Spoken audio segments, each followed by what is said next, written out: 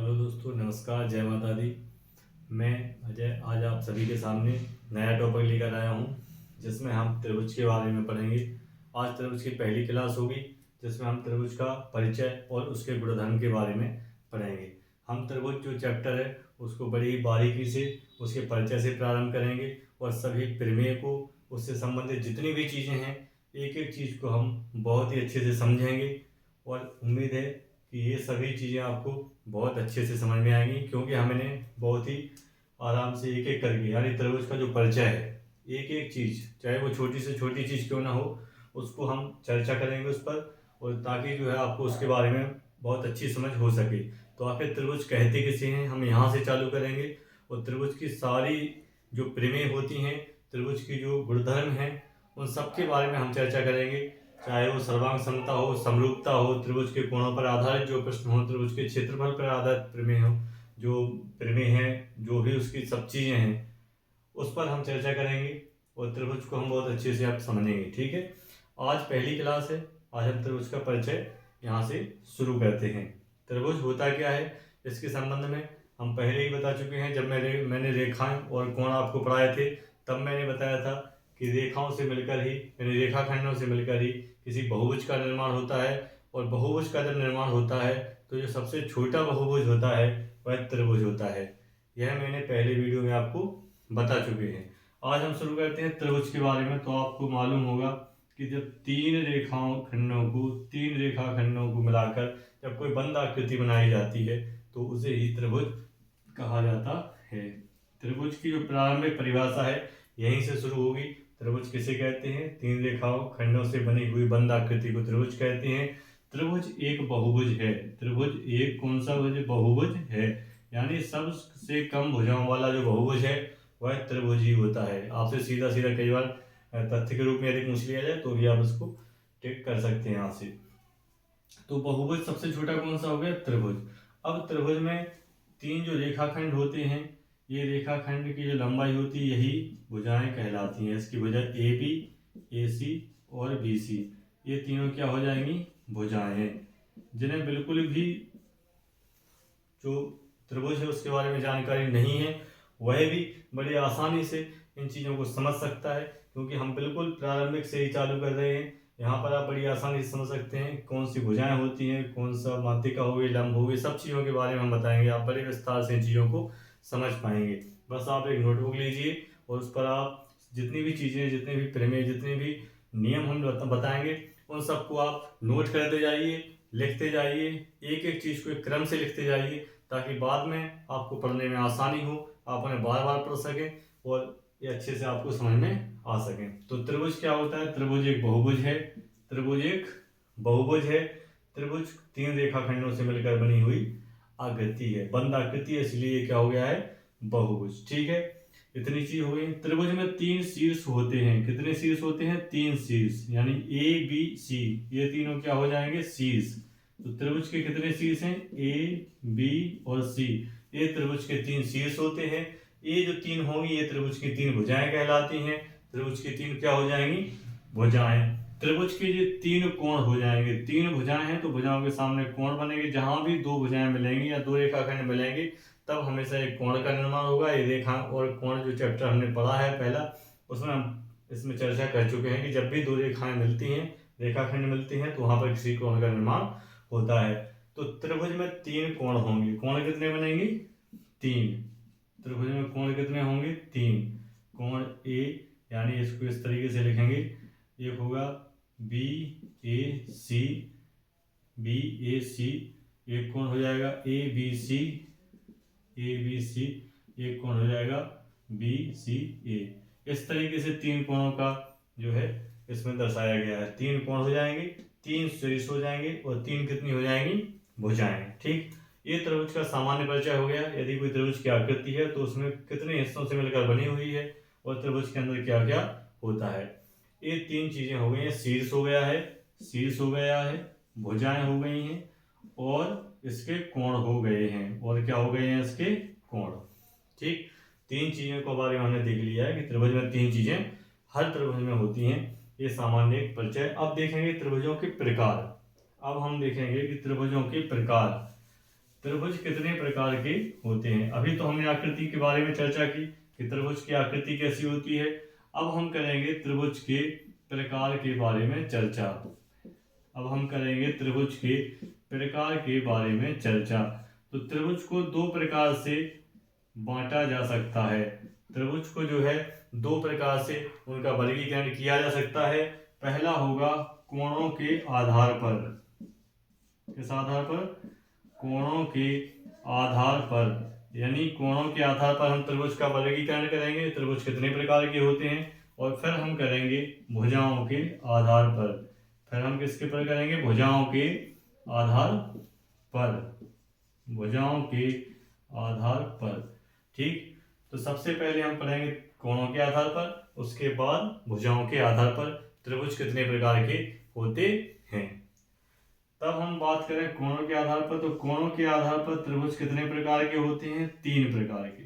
त्रिभुज जो है कोणों के आधार पर कितने प्रकार के होंगे?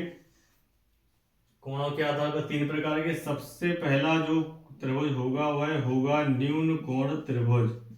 वह कौन सा त्रिभुज होगा? न्यून कोण त्रिभुज। सबसे पहला त्रिभुज होगा न्यून कोण त्रिभुज। दूसरा आपका होगा अधिक कोण त्रिभुज। अधिक कोण त्रिभुज। दूसरा जो त्रिभुज होगा वह होगा अधिक कोण त्रिभुज। तीसरा जो कोण होगा वह हो जाएगा समकोण त्रिभुज। समकोण त्रिभुज, यानी कोण के आधार पर जो त्रिभुज है वह कितने प्रकार का होता है। तो कोणों के आधार पर त्रिभुज 3 प्रकार के होते हैं। कितने प्रकार के होते हैं त्रिभुज? 3 प्रकार के होते हैं। भुजाओं के आधार पर कितने प्रकार के होते हैं? भुजाओं के आधार पर भी त्रिभुज 3 प्रकार के ही होते हैं। सबसे पहला जो होगा वह होगा आपका विषम बाहु त्रिभुज। सबसे पहले जो आपका त्रिभुज होगा वह होगा विषम बाहु त्रिभुज। विषम बाहु त्रिभुज। दूसरा त्रिभुज हो जाएगा भुजा के आधार पर समद्विबाहु त्रिभुज। दूसरा जो त्रिभुज होगा वह हो जाएगा समद्विबाहु त्रिभुज। समद्विबाहु त्रिभुज। तीसरा जो त्रिभुज होगा वह होगा समबाहु त्रिभुज। वह होगा समबाहु त्रिभुज। यानी कोणों के आधार पर भी त्रिभुज 3 प्रकार के हो गए हैं और भुजाओं के आधार पर भी त्रिभुज कितने प्रकार के हो गए हैं? 3 प्रकार के। यहाँ से आप बहुत ही अच्छे से समझिएगा, एक एक चीज आपको बताई जाएगी। इनके जो परिभाषा है कि किसको न्यून कोण कहा जाता, त्रिभुज कहा जाता है, किसको अधिक कोण त्रिभुज कहा जाता है, इनकी परिभाषा आपको बताई जाएगी। भुजाओं के आधार पर त्रिभुज के प्रकार हैं, उनके बारे में भी आपको एक एक करके सबके बारे में बताया जाएगा। आप अपने रजिस्टर पर, कॉपी पर इन सब के बारे में नोट करते जाइए ताकि आपको आगे दिक्कत ना हो। इसके आगे हम बढ़ते जाएंगे और इस चीज़ को आप बहुत अच्छे से समझिए और नोट करते जाइए। ये बिल्कुल शुरू बात है और आपको बहुत अच्छे से काम में आने वाली है। अब हम चर्चा किस पर करेंगे? सबसे पहले पढ़ेंगे कोणों के प्रकार। कोणों के आधार पर जो प्रकार है त्रिभुज का, उसके बारे में हम सबसे पहले पढ़ेंगे और उसके बाद पढ़ेंगे भुजाओं के आधार पर त्रिभुज। ठीक है, तब हम शुरुआत करते हैं कोणों के आधार पर। यानी कोणों के आधार पर कितने प्रकार के त्रिभुज होते हैं। तो कोणों के आधार पर जो त्रिभुज हैं वह 3 प्रकार के होते हैं। सबसे पहला होगा न्यून कोण त्रिभुज, दूसरा होगा अधिक कोण त्रिभुज और तीसरा होगा समकोण त्रिभुज। अब पहले कोण के आधार पर जब हम पढ़ेंगे न्यून कोण त्रिभुज। कौन सा? न्यून कोण त्रिभुज। यानी न्यून कोण त्रिभुज कौन सा होता है? न्यून कोण त्रिभुज कौन सा होता है? इसके लिए अब देखिए आप, जब हमने पहले पढ़ा रेखाएं और कोण, रेखाएं और कोण में हमने जब कोण पढ़े तब हमने वहां पढ़ा था कि कितने डिग्री से लेकर कितने डिग्री का जो कोण है, यानी 2 कोणों के मध्य जो न्यून कोण की परिभाषा है वह क्या है, यह हम पिछले वीडियो में अपने पढ़ चुके हैं। अब आप देखिए उसकी उपयोगिता। अब जैसे जैसे आप आगे बढ़ेंगे आपको ये चीजें आना चाहिए कि न्यून कोण किसे कहते हैं। तब इसके बारे में फिर से बता देते हैं कि ऐसे कोण जिनका माप 0 डिग्री से ज़्यादा और 90 डिग्री से कम होता है, ऐसे सभी कोण न्यून कोण कहलाते हैं। अब आप देखेंगे कि यदि कोई त्रिभुज बना हुआ है, यदि कोई त्रिभुज है ABC, यदि कोई त्रिभुज ABC है और त्रिभुज के तीनों जो कोण हैं, यदि वह तीनों कोण न्यून कोण हैं, तीनों कोण यदि त्रिभुज के न्यून कोण हैं, तो वह त्रिभुज जो होगा कौन सा हो जाएगा, न्यून कोण त्रिभुज।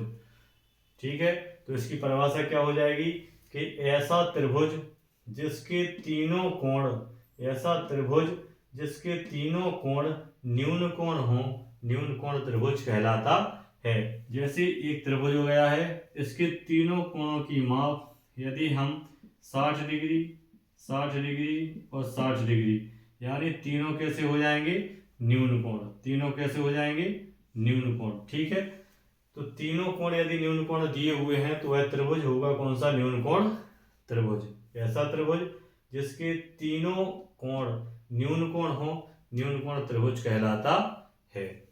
ठीक, यह न्यून कोण त्रिभुज की परिभाषा हो गई है। इसमें तीनों जो कोण होंगे 90 डिग्री से ही कम होंगे, तब आप आसानी से देखकर चित्र समझ सकते हैं कि ये कौन सा त्रिभुज है, न्यून कोण त्रिभुज है या समकोण त्रिभुज है या अधिक कोण त्रिभुज है। ठीक, तो तीनों कोणों का मान, तीनों कोणों की जो माप है, यदि वह 90 डिग्री से कम है, यानी तीनों कोण यदि न्यून कोण है, तो वह जो त्रिभुज होगा वह न्यून कोण त्रिभुज कहलाएगा। ठीक है, अब इसकी परिभाषा आप लिख लीजिए, मैंने बता दी है कि ऐसे त्रिभुज जिसके तीनों कोणों का मान, तीनों कोणों की माप न्यून कोण हो, जो न्यून कोण हो तो वह त्रिभुज जो है न्यून कोण त्रिभुज कहलाता है। आप इसका चित्र बना सकते हैं और इसको इस तरीके से अपनी कॉपी पर लिख सकते हैं। अब हम जो दूसरा कोण होगा, दूसरा जो हमारा कोण है उस पर हम देखेंगे। दूसरा कोण कौन सा पड़ा है, न्यून कोण के बाद अधिक कोण त्रिभुज, न्यून कोण के बाद आएगा अधिक कोण त्रिभुज। दूसरा जो कोण के आधार पर त्रिभुज है वह है अधिक कोण त्रिभुज, अधिक कोण त्रिभुज। अब आप इसका भी नाम देखेंगे कि उसके त्रिभुज के सामने ही लगा हुआ क्या है, अधिक कोण। तो अधिक कोण जब लगा हुआ है तब दिमाग में आपके पहली चीज आएगी कि अधिक कोण किसे कहते हैं, ऐसे कोण जिनके माप 90 डिग्री से ज्यादा और 180 डिग्री से कम होता है। ऐसे कोण जिनका माप 90 डिग्री से ज्यादा और 180 डिग्री से कम होता है, ऐसे सभी कोण कौन से कोण कहलाते हैं, अधिक कोण कहलाते हैं। अब आप देखेंगे कि अधिक कोण त्रिभुज कहते किसे हैं। यदि त्रिभुज है, त्रिभुज की तीन भुजाएं, त्रिभुज की तीन भुजाएं, इस तरीके से हमने त्रिभुज बना लिया और तीन उसके कोण हो जाएंगे। इन कोणों की माप आपके सामने दी है। यदि इस एक कोण की माप 120 डिग्री हो जाए, इसकी 30 डिग्री, इसकी 30 डिग्री, इस तरीके से आपके सामने एक त्रिभुज बना हुआ है। अब इससे हम इस परिभाषा को समझेंगे। तो ऐसा त्रिभुज जिसमें किसी एक कोण की माप, जिसमें किसी एक कोण की माप 90 डिग्री से ज्यादा हो, कितनी डिग्री से, 90 डिग्री से ज्यादा और 180 से कम हो, वह अधिक कोण त्रिभुज कहलाता है। एक परिभाषा हो गई है। दूसरी परिभाषा क्या लिख सकते हैं, ऐसा त्रिभुज जिसका कोई एक कोण अधिक कोण हो, वह अधिक कोण त्रिभुज कहलाता है। ऐसा त्रिभुज जिसका कोई एक कोण, कौन सा कोण हो, अधिक कोण, जिसका कोई एक कोण अधिक कोण हो, तो वह त्रिभुज कौन सा त्रिभुज कहलाएगा, अधिक कोण त्रिभुज कहलाता है। यह दूसरे कोण की परिभाषा हो गई है। अधिक कोण के आधार पर त्रिभुज की परिभाषा, यानी तीन कोण जो दिए होंगे, तीन में से यदि एक भी कोण, यानी एक कोण आपका 90 से यदि ज्यादा है तो वह कौन सा त्रिभुज हो जाएगा, अधिक कोण त्रिभुज। और यदि तीनों में से तीनों 90 के नीचे यानी न्यून कोण में है तो वह जो त्रिभुज होगा वह आपका न्यून कोण त्रिभुज हो जाएगा। अब तीसरा जो कोण होगा, तीसरे कोण के बारे में चर्चा करेंगे। तीसरा जो कोण है, तीसरा जो त्रिभुज होगा कोण के आधार पर वह है समकोण त्रिभुज, वह हो जाएगा समकोण त्रिभुज। समकोण त्रिभुज किसे कहते हैं, समकोण त्रिभुज किसे कहते हैं, ऐसा त्रिभुज जिसका एक कोण 90 डिग्री होता है, ऐसा त्रिभुज जिसका एक कोण 90 डिग्री होता है समकोण कहलाता है। ऐसा त्रिभुज जिसका एक कोण कितनी डिग्री होगा, 90 डिग्री होता है, समकोण कहलाता है। यह समकोण त्रिभुज की, यानी तीन कोण आपके सामने दिए हुए हैं, एक कोण का मान 90 डिग्री हो जाएगा, बाकी बचे हुए दो कोण बदलते रहेंगे। ठीक है, एक कोण 90 डिग्री फिक्स रहेगा। ठीक, तो समकोण त्रिभुज की परिभाषा क्या हो गई है? ऐसा त्रिभुज जिसका कोई एक कोण समकोण हो या एक कोण 90 डिग्री हो, वह कौन सा कोण कहलाता है? समकोण त्रिभुज कहलाता है। यह समकोण त्रिभुज की परिभाषा होगी, इसको आप लिख सकते हैं। अब कोणों के आधार पर हमने त्रिभुज को देख लिया है। कोणों के आधार पर हमने देख लिया है कि त्रिभुज कौन कौन से होते हैं, यानी न्यून कोण त्रिभुज, अधिक कोण त्रिभुज और समकोण त्रिभुज। तीनों के बारे में हमने चित्र बनाया, तीनों के बारे में हमने परिभाषाएं बोली हैं। आप चाहें तो उनको एक रजिस्टर पर बड़े अच्छे तरीके से लिख सकते हैं। इसके बाद अब हम देखेंगे भुजाओं के आधार पर। भुजाओं के आधार पर कितने प्रकार के बताए हैं? 3 प्रकार के। भुजाओं के आधार पर भी 3 प्रकार के त्रिभुज बताए हैं। उसमें जो सबसे पहला था, ये किस आधार पर है? भुजाओं के आधार पर। भुजाओं के आधार पर। भुजाओं के आधार पर कितने प्रकार के? 3 प्रकार के। पहला बताया था विषम बाहु त्रिभुज। विषम बाहु त्रिभुज। विषम बाहु त्रिभुज किसे कहते हैं? नाम से ही स्पष्ट है, विषम बाहु त्रिभुज। विषम मतलब जो समान ना हो। विषम मतलब जो समान ना हो, यानी अलग अलग। तीनों भुजाएं कैसी? अलग अलग। बाहु मतलब भुजाएं। बाहु मतलब भुजाएं, यानी तीनों जो भुजाएं हैं उनकी लंबाई अलग अलग हो, तो ऐसे त्रिभुज कौन से कहलाते हैं? विषम बाहु त्रिभुज। जैसे आपके सामने एक चित्र बनाया जाए और आपसे पूछा जाए कि बताइए यह कौन सा त्रिभुज है, और उनकी जो लंबाई है भुजाओं की वो आपके सामने इस तरीके से लिख दी जाए और आपसे पूछा जाए कि बताइए ये कौन सा त्रिभुज है, तब आप चित्र देखकर ही बता सकते हैं कि ये कौन सा त्रिभुज है। आप देखेंगे कि तीनों भुजाओं की जो लंबाइयां हैं वो अलग अलग हैं। एक 24 सेंटीमीटर, दूसरी भुजा 20 सेंटीमीटर और तीसरी भुजा 18 सेंटीमीटर, यानी तीनों भुजाओं की लंबाइयां कैसी हैं? अलग अलग हैं। ऐसे त्रिभुज कौन से त्रिभुज कहलाते हैं? विषम बाहु त्रिभुज। अब इसकी परिभाषा किस तरीके से आप लिखेंगे, याद किस तरीके से करेंगे कि ऐसे त्रिभुज जिसकी तीनों भुजाओं की लंबाई अलग अलग होती है विषम बाहु त्रिभुज कहलाते हैं। ऐसे त्रिभुज जिसकी तीनों भुजाओं की लंबाई अलग अलग होती है विषम बाहु त्रिभुज कहलाते हैं। ठीक है, अब आप इसको चित्र बना लिए। इसका उदाहरण के रूप में इसको आप इस तरीके से चित्र बनाकर लिख सकते हैं। ठीक, तो भुजाओं के आधार पर पहला त्रिभुज हो गया है, भुजाओं के आधार पर विषम बाहु त्रिभुज। अब दूसरा जो त्रिभुज का रूप हो प्रकार है भुजाओं के आधार पर, उसको हम देखते हैं। त्रिभुज के भुजाओं के आधार पर जो दूसरा प्रकार है, पहला हो गया विषम बाहु, यानी तीनों भुजाएं कैसी हो गई हैं? अलग अलग। अब किसी भी त्रिभुज में ज्यादा से ज्यादा 3 ही कंडीशन हो सकती हैं। या तो तीनों भुजाएं एक समान हो सकती हैं, या तीनों भुजाएं अलग अलग हो सकती हैं, या कोई 2 भुजाएं समान हो सकती हैं। ये 3 ही परिस्थितियां आपकी भुजाओं की में बनेगी त्रिभुज की, और 3 परिस्थितियों के आधार पर ही उनके नाम रखे गए हैं। तो उनमें से हमने एक देख लिया कि तीनों भुजाओं की लंबाई अलग अलग है, तो उनका नाम क्या हो गया है? विषम बाहु त्रिभुज। विषम मतलब अलग अलग, बाहु मतलब भुजाएं, और त्रिभुज की, ठीक है, त्रिभुज की तीनों जो भुजाएं अलग अलग हैं वह हो गया विषम बाहु त्रिभुज। अब हम देखेंगे अगला है समद्विबाहु। अगला जो भुजाओं के आधार पर प्रकार है उसका नाम है समद्विबाहु। उसका नाम है समद्विबाहु त्रिभुज। उसका नाम क्या है? समद्विबाहु त्रिभुज। सम मतलब समान। सम का मतलब क्या हो गया? समान, बराबर। क्या बराबर है? द्वि मतलब दो। द्वि मतलब दो।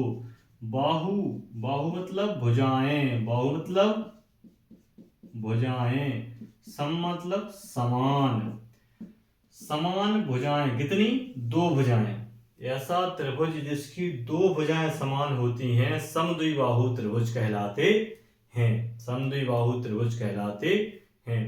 ये आपको याद रखना है, इस परिभाषा को लिखना है, क्योंकि जब भी हम त्रिभुज के बारे में आगे पढ़ेंगे, उनके कोण निकालने होंगे, इनको जानना बहुत जरूरी है, क्योंकि इनके आधार पर ही हम कोण डिसाइड करेंगे कि कौन से कोण बराबर होंगे, किस कोण की माप कितनी होंगी। कोण के आधार पर भुजा की लंबाई, कौन कौन सी भुजाएं बराबर होंगी, ये सब चीज़ों की ज़रूरत आपको पड़ेगी। उसके लिए आपको ये समझना जरूरी है कि आखिर ये त्रिभुज कौन सा है, समबाहु, समद्विबाहु, समबाहु। ठीक है, तो आप इनको बहुत अच्छे से याद कर लीजिए, इनको लिख लीजिए और आप इन्हें देखते जाइए आगे कि किस तरीके से हम इसका उपयोग करेंगे। जैसा कि हमने कोण वाले चैप्टर में पढ़ा था कि हमने जो 5 या 6 परिमेय पढ़े थे उन्हीं के आधार पर हमने कोण को हल किया था, और आप आगे भी कोण लगाइए तो उन्हीं के आधार पर आप बड़ी आसानी से कोणों की माप निकाल सकते हैं। इसी तरीके से समद्विबाहु त्रिभुज और जितने भी त्रिभुज हम पढ़ा रहे हैं इनकी परिभाषा आप लिखते जाइए और अच्छे से इसको समझते जाइए। ठीक, तो समद्विबाहु त्रिभुज किसे कहते हैं?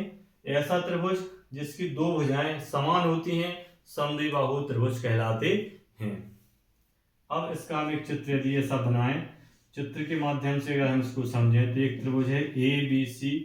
यदि ए बी और बी सी दो भुजाएं कैसी हो जाएं? बराबर, यानी इसकी लंबाई 20 सेंटीमीटर और इसकी लंबाई भी 20 सेंटीमीटर और एक तीसरी भुजा की लंबाई हो जाए कितनी? 25 सेंटीमीटर।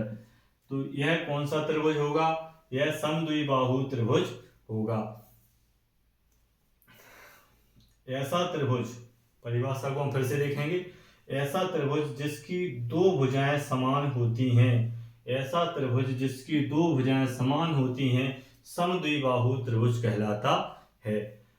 आप में से जिसको भी त्रिभुज नहीं आता है, जिसने कभी भी नहीं पढ़ा है, आप एक बार पूरा वीडियो अच्छे से देखिएगा, एक एक चीज, एक एक परिभाषा आपको बहुत अच्छे से समझाई जाएगी। यदि फिर भी कोई चीज समझ में नहीं आती है आप हमें जरूर बताइएगा, हम उसको फिर से आपको समझाएंगे, क्योंकि ये बिल्कुल प्रारंभिक चीज है, शुरुआत से चीज है।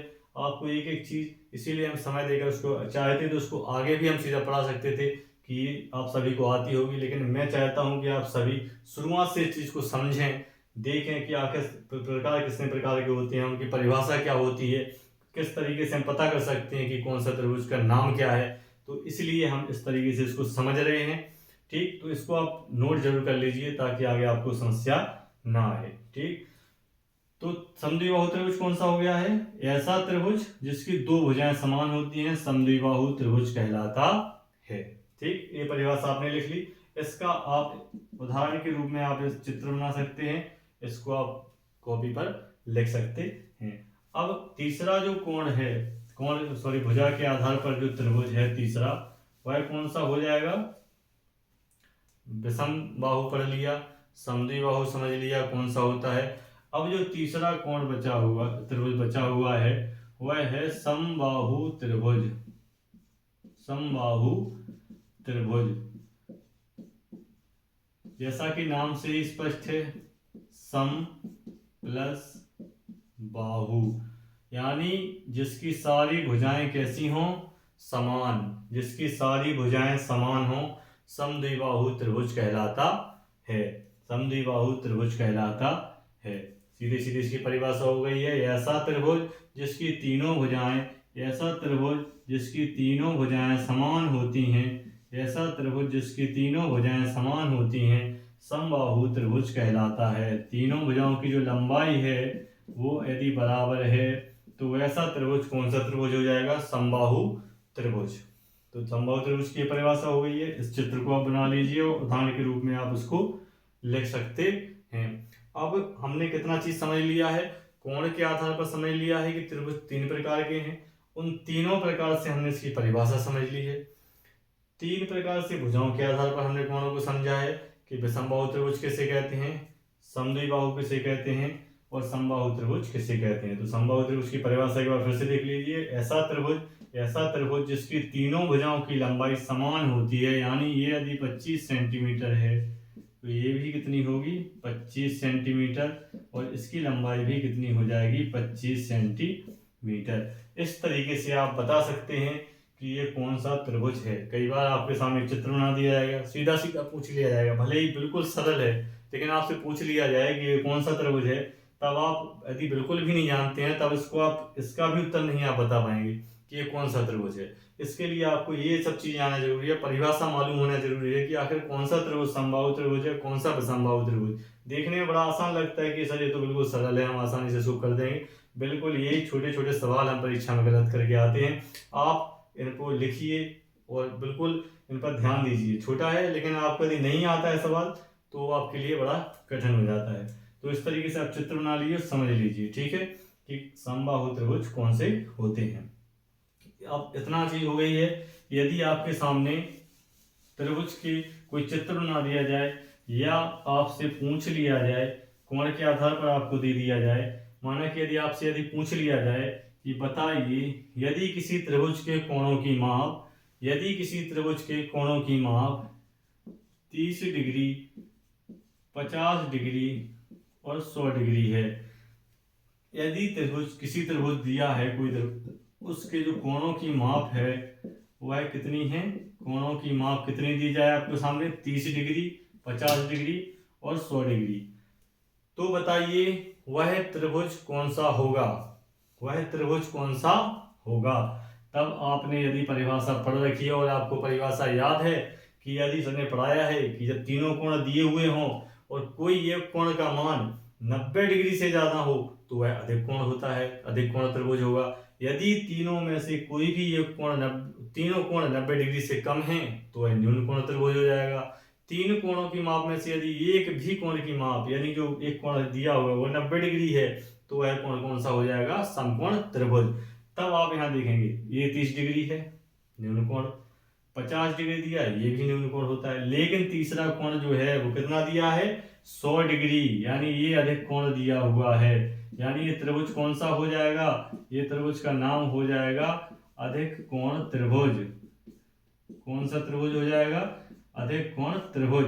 इस प्रकार से प्रश्न आपसे पूछे जा सकते हैं। दूसरे त्रिभुज में यदि आपको दे दिया जाए एक कोण की माप 50 डिग्री है, एक कोण की माप 60 डिग्री है और एक कोण की माप 70 डिग्री है, एक की 50 डिग्री, दूसरा कोण 60 डिग्री, तीसरा कोण है 70 डिग्री, तो बताइए ये कौन सा त्रिभुज है।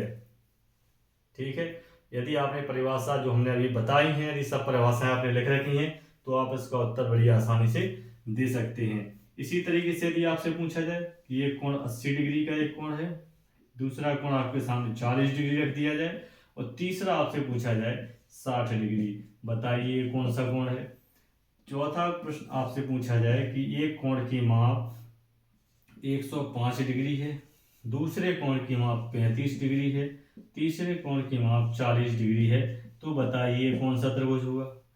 पांचवा प्रश्न इस तरीके से भी पूछ सकते हैं, एक कोण की माप 90 डिग्री, दूसरे की 30 डिग्री, तीसरे की 60 डिग्री है, तो बताइए कोण कौन सा होगा। इस तरीके से आपसे कोण की माप के आधार पर त्रिभुज के नाम पूछे जा सकते हैं परीक्षाओं में। बिल्कुल आसान, देखने में जब हम परिभाषा पढ़ा रहे थे तब आपको बिल्कुल आसान लग रहा था कि सर ये बिल्कुल आसान है, हम बिल्कुल बता सकते हैं कि ये कौन सा त्रिभुज होगा। लेकिन यदि परीक्षा में इस प्रकार से कोण की माप दे दी जाए और आपसे पूछा जाए कि बताइए ये कौन सा त्रिभुज होगा, तब आप कोण की माप के आधार पर, जैसे कि हमने परिभाषाएं पढ़ी हैं, परिभाषा भी आपने अच्छे से लिख रखी हैं। देखिए आप त्रिभुज को या कोई भी चीज हम पढ़ाएंगे उसको रटिए मत, शॉर्ट ट्रिक के चक्कर में मत पढ़िए आप। और तमाम वीडियो आप देखते होंगे उसमें आपको झमेले दिए जाते हैं कि आप एक चुटकी में इसका आंसर निकालिए, एक सेकंड में आंसर निकालिए, उन सब बेवकूफ़ में मत पढ़िए। आप एक तरीके से आप परिभाषा समझिए।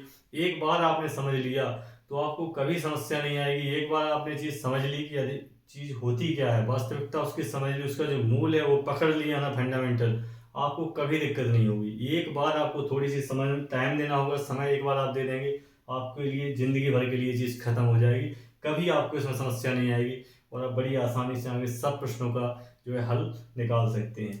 अब देखिए, पहला हमने बताया था कि ये कौन सा कोण हो जाएगा, त्रिभुज, अधिक कोण त्रिभुज। ये कोणों में माप के आधार पर हम त्रिभुज के प्रकार यहाँ पूछ रहे हैं आपसे कि हमने जो पढ़ा है उसके आधार पर ये कौन सा हो जाएगा, कौन सा त्रिभुज, 50 डिग्री, 60 डिग्री और 70 डिग्री, तो ये कौन सा कोण हो जाएगा, न्यून कोण त्रिभुज। कौन सा हो जाएगा, न्यून कोण त्रिभुज, न्यून कोण त्रिभुज, क्योंकि तीनों कोणों की जो माप है 50 डिग्री न्यून कोण, 60 डिग्री न्यून कोण, 70 डिग्री न्यून कोण। और हमने न्यून कोण त्रिभुज की परिभाषा पढ़ी है कि यदि तीनों कोणों का माप 90 डिग्री से कम हो, यदि, या इसको हम दूसरे तरीके से कह सकते हैं कि यदि किसी त्रिभुज के तीनों कोण न्यून कोण हो तो वह त्रिभुज जो होगा न्यून कोण त्रिभुज कहलाएगा। तीसरा प्रश्न हम देखते हैं, 80 डिग्री, 40 डिग्री और 60 डिग्री, यदि ये आप सामने दी हुई है और पूछा जाए कि बताइए ये त्रिभुज कौन सा त्रिभुज होगा, तब इसमें आप देखेंगे कि 80 डिग्री न्यून कोण है, 40 डिग्री न्यून कोण है और 60 डिग्री भी कौन सा है, न्यून कोण। यानी तीनों कोणों की माप न्यून कोण है, इसलिए इस कोण का त्रिभुज का जो नाम हो जाएगा वह न्यून कोण त्रिभुज हो जाएगा। ठीक, परिभाषा आपको हम पहले बता चुके हैं, उसी हिसाब से तीसरा सवाल भी न्यून कोण त्रिभुज हो जाएगा। चौथा जो प्रश्न है, चौथा प्रश्न पूछा जाएगा, बताइए कौन सा त्रिभुज है कोण की माप के आधार पर। इसमें आप देखेंगे कि पहला जो कोण है वह 105 डिग्री दिया हुआ है। 105 डिग्री का मतलब है कि ये कौन सा कोण हो गया, अधिक कोण। ये कौन सा कोण हो गया, अधिक कोण। 35 डिग्री न्यून कोण और 40 डिग्री भी न्यून कोण। अब हमने परिभाषा याद करी कि यदि त्रिभुज के तीनों कोणों में से कोई भी एक कोण 90 डिग्री से ज्यादा हो या अधिक कोण हो तो वह त्रिभुज अधिक कोण त्रिभुज कहलाएगा। तो वह त्रिभुज कौन सा त्रिभुज कहलाएगा, अधिक कोण त्रिभुज, अधिक कोण त्रिभुज। ठीक, अब आप समझ रहे होंगे कि थोड़ा सा लेवल थोड़ा चेंज हो रहा है, सवाल वही है, चीजें भी वही आसान है, बस जब हम लगाने पे बैठे हैं तो थोड़ा थोड़ा उसमें फंसते जाते हैं। अब देखिए एक कोण आएगा 90 डिग्री, यानी 90 डिग्री कौन सा हो गया, समकोण, और बाकी दूसरा न्यून कोण 30 डिग्री और 60 डिग्री का कौन सा है, न्यून कोण। तो ये कौन सा हो जाएगा, इसकी परिभाषा हमने पढ़ी थी, यदि तीन कोणों में से कोई एक कोण 90 डिग्री होता है या समकोण होता है तो वह त्रिभुज कौन सा कहलाएगा, समकोण त्रिभुज। कौन सा कहलाएगा, समकोण त्रिभुज। इस तरीके से कोण की माप के आधार पर आप बड़ी आसानी से बता सकते हैं कि जो दिया जाएगा आपको त्रिभुज उसका नाम क्या होगा, वह कौन सा त्रिभुज कहलाएगा। ठीक, इस तरीके से आप बड़ी आसानी से आप इसके लिए जो परिभाषा है उसको आप बैक आके उसको फिर से परिभाषा को सुनिए, उसको लिखिए, नोट करिए, बिल्कुल अच्छे से रट लीजिए, याद कर लीजिए, क्योंकि बहुत काम की चीज़ है, देखने में आसान है पर इस तरीके से क्वेश्चन आएंगे पेपर के हालात, प्रेशर, छोटी छोटी चीज़ें हम गलत कर देते हैं। पेपर में हमेशा सामान्य चीज़ें ही, छोटे पेपर में सामान्य चीज़ें पूछी जाती हैं और वही हम गलत करके चले आते हैं। इसके बाद हम बात करते हैं भुजाओं के आधार पर त्रिभुज। किस प्रकार से प्रश्न पूछे जा सकते हैं आपसे, जिस प्रकार से हमने कोणों के बारे में पढ़ा है, कोण के आधार पर जो त्रिभुज पढ़े हैं, इसी प्रकार से हम देखेंगे कि भुजाओं के आधार पर भी किस प्रकार से आपसे प्रश्न पूछे जा सकते हैं। इनके बाद जब हम अगली वीडियो अपने लेकर आएंगे उसमें इनसे संबंधित और जो प्रमेय होंगी, इनसे संबंधित जो निष्कर्ष होंगे त्रिभुज के, उनसे संबंधित एक एक चीज को हम लिखेंगे, उन्हें याद करेंगे। उसके बाद हम इसके प्रश्नों पर जाएंगे। इसके प्रश्नों को फिर कोण संबंधी प्रश्न हो, चाहे भुजाएं निकालने संबंधी प्रश्न हो, चाहे क्षेत्रफल संबंधी प्रश्न हो, सभी प्रश्नों को हम हल करेंगे और आप देखेंगे कि कितने आसानी से आप इन त्रिभुज जो चैप्टर है ना, त्रिभुज आपके दिमाग में जो बैठा था कि सर ये तो बहुत एडवांस मैथ का कठिन चैप्टर है, सर समझ में ही नहीं आता है, आप बड़ी आसानी से इसको समझ पाएंगे। इसके कोणों को आप निकाल पाएंगे, इसकी भुजाओं पर आधारित प्रश्न, क्षेत्रफल पर आधारित प्रश्न आप बड़ी सरलता से आप हल करेंगे। बस जितनी चीज़ें आपको लिखाई जा रही हैं आप इनको बहुत अच्छे से लिखिए, नोट कर लीजिए और बहुत अच्छे से याद करिए। जितना अभ्यास आपसे बोला जाए उतना अभ्यास आप इसका करते जाइए। अब भुजाओं के आधार पर किस प्रकार से प्रश्न बनेंगे, भुजाओं के आधार पर, भुजाओं के आधार पर, भुजाओं के आधार पर आपसे किस प्रकार पूछे जा सकते हैं कि यदि एक त्रिभुज की भुजा 15 सेंटीमीटर, 20 सेंटीमीटर, 25 सेंटीमीटर, तीन भुजाएं आपके सामने दे दी और पूछा जाए कि बताइए, यह भुजाओं के आधार पर या सीधा लिख दिया जाएगा कि बताइए कौन सा त्रिभुज होगा। तब आपने देखा एक 15 सेंटीमीटर, 20 सेंटीमीटर और 25 सेंटीमीटर, यानी तीनों भुजाओं की लंबाई कैसी हो गई है, अलग अलग, यानी विषम। तो यह कौन सा त्रिभुज हो जाएगा, विषम बाहु त्रिभुज। कौन सा त्रिभुज हो जाएगा, विषम बाहु त्रिभुज।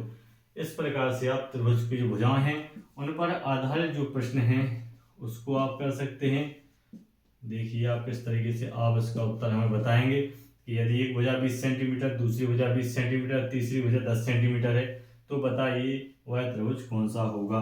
इसी प्रकार से हम देखेंगे यदि एक भुजा की लंबाई 45 सेंटीमीटर, एक की 50, दूसरी भुजा 50 सेंटीमीटर और तीसरी भुजा की लंबाई 45 सेंटीमीटर है तो यह कौन सा त्रिभुज होगा। यदि तीनों भुजाओं की लंबाई पहली भुजा 25 सेंटीमीटर, दूसरी 25 सेंटीमीटर और तीसरी 25 सेंटीमीटर है, तो यह कौन सा त्रिभुज होगा। आप देखेंगे कि पहले त्रिभुज में तीनों भुजाओं की लंबाई अलग अलग थी, इसलिए कौन सा त्रिभुज हो गया, विषमबाहु त्रिभुज, विषमबाहु त्रिभुज। दूसरे वाले त्रिभुज में देखा है कि 20 सेंटीमीटर एक भुजा की लंबाई, 20 सेंटीमीटर दूसरी भुजा की लंबाई और 10 सेंटीमीटर तीसरी भुजा की लंबाई, यानी जो त्रिभुज है उसमें एक भुजा 20 सेंटीमीटर, दूसरी 20 सेंटीमीटर, तीसरी 10 सेंटीमीटर। इस तरीके से आप देख सकते हैं कि दो भुजाओं की लंबाई समान है, तो आपने पढ़ रखा है कि ऐसा त्रिभुज जिसकी दो भुजाएं समान हो उसे समद्विबाहु त्रिभुज कहते हैं। तो ये त्रिभुज कौन सा हो जाएगा, दूसरा समद्विबाहु, समद्विबाहु त्रिभुज, समद्विबाहु त्रिभुज। ऐसा त्रिभुज जिसकी दो भुजाओं की लंबाई समान होती है समद्विबाहु त्रिभुज कहलाते हैं। तीसरे त्रिभुज के बारे में प्रश्न पर देखेंगे हम कि एक त्रिभुज की एक भुजा 45 सेंटीमीटर, दूसरी भुजा 50 सेंटीमीटर, तीसरी भुजा फिर से 45 सेंटीमीटर, यानी दो भुजाओं की लंबाई कैसी दी गई है आपको, समान। दो भुजाओं की लंबाई आपको समान दी गई है, 45 सेंटीमीटर और 45 सेंटीमीटर। इस तरीके से दो भुजाओं की लंबाई समान है, तो यह भी कौन सा कोण हो जाएगा, समद्विबाहु त्रिभुज। यह कौन सा त्रिभुज हो जाएगा, समद्विबाहु त्रिभुज। तीसरा लास्ट जो चौथा प्रश्न होगा उसको देखते हैं। एक भुजा की लंबाई 25 सेंटीमीटर, दूसरी भुजा की लंबाई 25 सेंटीमीटर, तीसरी भुजा की लंबाई भी कितनी दी हुई है, 25 सेंटीमीटर। जब तीनों भुजाओं की लंबाई समान है, जब तीनों भुजाओं की लंबाई समान है, यदि तीनों भुजाओं की लंबाई 25 सेंटीमीटर, 25 सेंटीमीटर और 25 सेंटीमीटर, तो यह कौन सा हो जाएगा, समबाहु त्रिभुज। यह कौन सा त्रिभुज हो जाएगा, समबाहु त्रिभुज। तो आप भुजाओं के आधार पर इस प्रकार से प्रश्न आपसे पूछे जा सकते हैं। सीधे सीधे प्रश्न आपको तीनों भुजाएं दे दी जाए, पूछ लिया जाए आपसे कि बताइए तीनों भुजाओं का के आधार पर एक त्रिभुज का नाम क्या होगा। इसी प्रकार से मैंने कोण के आधार पर भी बता दिए। जिन्हें बिल्कुल भी त्रिभुज नहीं आता है वह भी बड़ी आसानी से अब देख कर बता सकते हैं कि सर ये समबाहु त्रिभुज है, ये समद्विबाहु त्रिभुज है, या कौन सा विषमबाहु त्रिभुज है। इसके बारे में आप बड़ी आसानी से बता सकते हैं। आज का जो पहला वीडियो है उसमें हम सिर्फ परिचय के बारे में चर्चा करें हमने कि त्रिभुज कोण के आधार पर, भुजाओं के आधार पर कितने प्रकार के होते हैं, त्रिभुज क्या है, त्रिभुज एक बहुभुज है, त्रिभुज के जो तीनों कोण हैं उनका योग 180 डिग्री होता है। इसके बारे में पहले ही पढ़ चुके हैं, इसके बारे में हम आगे और जो प्रेमी होंगी उससे संबंधित चीज पढ़ेंगे।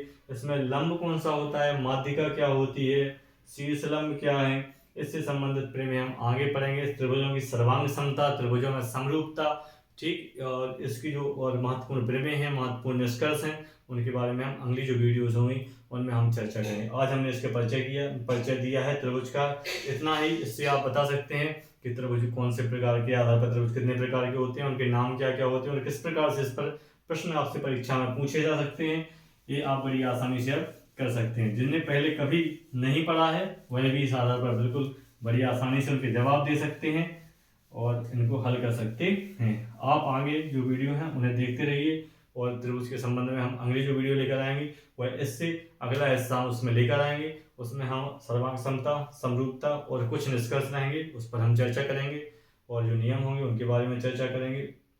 तो आज का जो वीडियो है वह परिचय का था। आपको ये कैसा लगा जरूर बताइएगा हमें, और उम्मीद है आपको ये वीडियो पसंद आया होगा। यदि आपको अच्छा लगा हो तो उसको सब्सक्राइब जरूर कीजिएगा और अपने मित्रों में उसको शेयर जरूर कीजिएगा।